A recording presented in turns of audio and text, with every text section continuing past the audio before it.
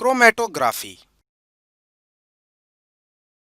इसका प्रयोग द्रव्य के मिश्रण से घुले हुए ठोस को पृथक करने के लिए होता है, जैसे रंगीन डाई जिसमें विलायक के घटक भिन्न भिन्न होते हैं।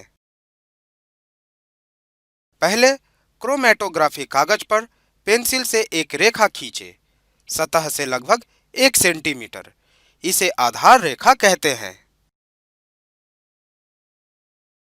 आधार रेखा पर घोल की एक बूंद डालें।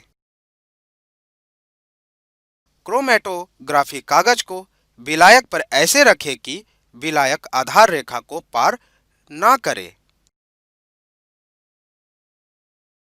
जैसे ही विलायक रेखा से ऊपर आता है, डाई भिन्न भिन्न रंग में पृथक होना शुरू हो जाता है। आइए क्रोमैटोग्राफी का एक प्रयोग करें। एक फिल्टर पेपर लें, उस पर पेंसिल की सहायता से एक आधार रेखा बनाएं और स्याही की सहायता से 3 अलग-अलग रंगों की बिंदियां आधार रेखा पर बनाएं। अब एक पानी भरे ग्लास में फिल्टर पेपर को डुबोएं।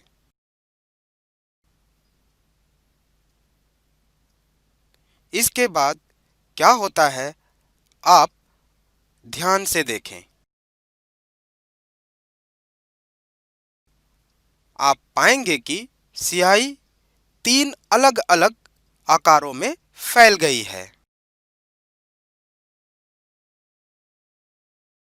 यदि घोल अमीनो एसिड की तरह अदृश्य है, तो स्थान का पता लगाने वाले घटक के प्रयोग से निशान को ढूंढ सकते हैं और कागज पर निशान प्रकट करने के लिए इसे अवन में गर्म कर सकते हैं। सूत्र का उपयोग करके मंदता कारक मूल्य की गणना।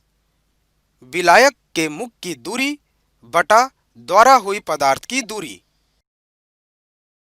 जहां विलायक रुकता है वह विलायक का मुख है।